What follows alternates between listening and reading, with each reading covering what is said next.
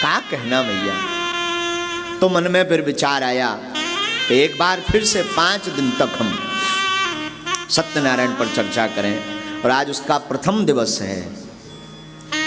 तो चूंकि सत्यनारायण की कथा अगर साधारण भाषा में बोले तो 1 घंटे में हो जाएगी, और टीवी पर भी 2 घंटा है और दिन भी 5 है। एक बड़ी आश्चर्य वाली बात है, लेकिन कोई आश्चर्य नहीं है। करवाने वाले श्री ठाकुर जी हैं। भगवान श्री हरि विष्णु जैसा हमसे बुलवाएंगे अपने बारे में, दास वैसा बोलने का प्रयास करेंगे। लेकिन भैया एक बात हम बड़ी प्यारी बता दें, जिन्हें भी अपने जीवन में, जिस व्यक्ति ने भी अपने जीवन में सत्यनारायण का आश्रय ले लिया, वो फिर लौट करके इस जगत में नहीं आया, वो पक्का गोविंद का हो गया। ये तय। प्रायः पूर्व के समय में हमारे घर में सत्यनारायण की कथाएं खूब हुआ करती थी, हर घर में। अमावस्या नहीं तो पूर्णमासी, दशहरे को नहीं तो दीपावली को। अब तो भगवान ऐसी विलुप्त हो गई सत्यनारायण की कथा कि क्या बताइए। अब तो केवल घरवाई के चक्कर भर में हो सत्यनारायण। ब्याह हो जाए, घरवाई आ जाए, सोई सत्यनारायण की एक बार कथा हो गई और में बच गए 5वां अध्याय समाप्ता, वृंदावन बिहारी लाल की। और बस पंजीरी खबी और घरवाई मिली, सो सत्यनारायण भगवान गायब हो गए। हाँ, हकीकत बोल रहे हैं भैया, सांची बोल रहे हैं हम। तो अब तो ये अच्छा कही हमने, अब तो जो ही बंद हो गो। बड़े बड़े शहरन में जो आगे के लगे, जितने धनपति बने बैठे, जितने बड़े आदमी अपने आप मान रहे, इनने प्राय जो ही बंद कर दो। अब कोई बड़ा आदमी है तो सत्यनारायण की कथा नहीं करवाता, वो भागवत करवाता, सुंदरकांड करवाता, भजन संध्या। और अब तो ट्रेंड और बदलत जा रहा हो, ऑर्केस्ट्रा, नचनारी बुलवाऊ तागी को लोगों।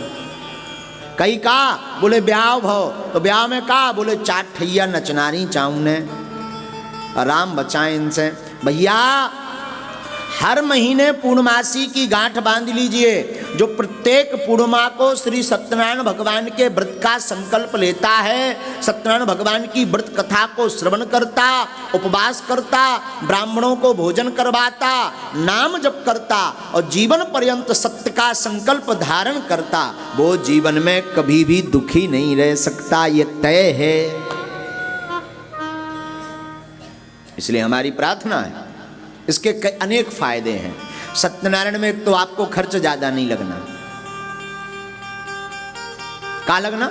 एक ब्राह्मण देवता और भोजन, पंजीरी प्रसाद, और ठाकुर जी तो ब्राह्मण देवता अपने लाते ही है, तो ज्यादा से ज्यादा 400-500 रुपए का खर्च। हाँ, अगर बागेश्वर वाले महाराज जी की कराओ तो थोड़ा कॉस्टली पड़ेगी। हाँ, ये तय है। हाँ, अगर आप सोचो कि हम बागेश्वर वाले महाराज जी की कथा कराएं तो 5-6 पेटी के लगभग तो तय। चूँकि अब हम तो लेते नहीं हैं। आप सोचो कि महाराज जी इतने हाई फाई है, ना ना ना। अब टीवी वाले आए हैं तो टीवी वाले लेते हैं। और ये सत्यनारायण की कथा तो 10 लाख की पड़ रही, सोचो तो साहब। हम तो ये भी कह सकते हैं कि भारत की पहली महंगी सत्यनारायण की कथा। हाँ, पहली सबसे महंगी कथा होगी ये। 6 लाख 5-6 लाख तो ये भाई साहब माई डियर ले जाएंगे। तो कैमरा फंसाए हैं, घर घर टीवी में दिखवा रहे हैं तुम्हें और हमें, तो 6-7 लाख ये ले जाएंगे। और ये बैठे हैं अपना अपना साज सामान भी सजाए हुए, तिलक भी चल रही, माला भी चल रहा, टन भी चल रहा, ढिमक ढिमक भी चल रहा। हाँ, ये काहे को? इनका भी पेट पूजा चाहिए। नहीं तो घरवाली इन्हें ना प्रवेश करने दे घर में। हो गए तबला वबला धरो, जे ले आओ। हाँ, ये भी दक्षिणा ले जाएंगे। जिनका ये सर्विस लगा है वो कुछ ले जाएगा, है भूदेव ब्राह्मण लगे तो वो ले जाएंगे।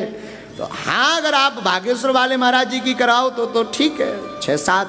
हाँ, लेकिन आपको एक बात बता दें, आप अपने घर पर सामान्य पद्धति में ग्राम के एक ब्राह्मण देवता को पकड़े, हर पूर्णमासी नहीं तो अमावस्या अथवा दीपावली अथवा दशहरा को श्री सत्यनारायण भगवान के व्रत का संकल्प जरूर लेना चाहिए।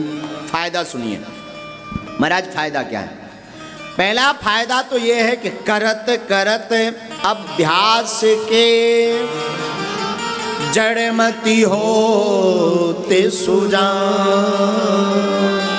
रसरी आवत जाए सिल पर सत्यनारायण का मतलब है सत्य बोलने का संकल्प लेना। सत्यनारायण का मतलब है जगत को असत्य मानना, केवल श्री हरि विष्णु को सत्य मानना ही सत्यनारायण है। सत्यनारायण का मतलब है सत्य में ही नारायण विराजमान है। जो सत्य बोलता है, सच्चरित पर चलता, सद्वाक्य बोलता, सद्विचार रखता, सत्य का पालन करता, सत्य का धारण करता, सत्य को जीवन में अनुकरण करता, सत्य की उपासना करता, सत्य का शोध करता, सत्य का मनन करता, सत्य का मंथन करता, यही सत्यनारायण भगवान है। जो सत्यशील है, सत्यवादी है, सतचरित्र है, जो सत्यनिष्ठ है, जो सत्यवान है, जो सद्विद्वान है, इनके बीच ऐसे व्यक्ति के मध्य में ही श्री हरि नारायण का विराजमान है। अब वो नारायण के ही स्वरूप हैं। नारायण का मतलब क्या होता है? नारायण का मतलब क्या होता है? शास्त्रों की भाषा में कहें तो नार प्लस आयन। नार प्लस आयन। नार माने होता जल, आयन माने होता निवास। जो जल में निवास करे वो नारायण। नार का मतलब होता नर, संसार। नार का मतलब होता जगत। आयन का मतलब होता निवास। जो जगत में निवास कर रहा वो नारायण। नार का मतलब होता ना मानव, नर। आयन का मतलब होता निवास। जो हम में, तुम में, सब मानव में व्याप्त है, वही तो नारायण है। तब तो सूत्र कहते ना, नार सेवा ही नारायण सेवा है।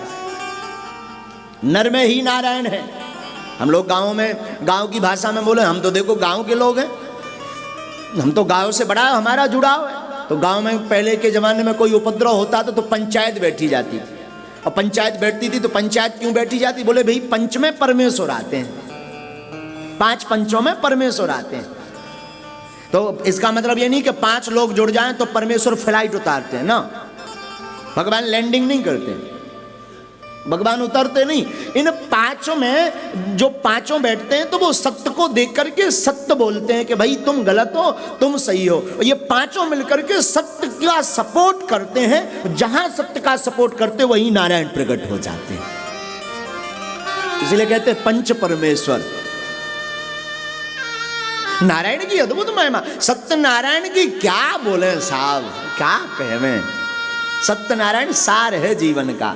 अब गोस्वामी जी तो लिखते ही अपनी भाषा में, सत्य हरि भजन जगत सब सपना, सत्य हरि भजन जगत सब सपना। उमा कहाँ में अनुभव अपना, उमा कहाँ में अनुभव क्या? सत्य हरि भजन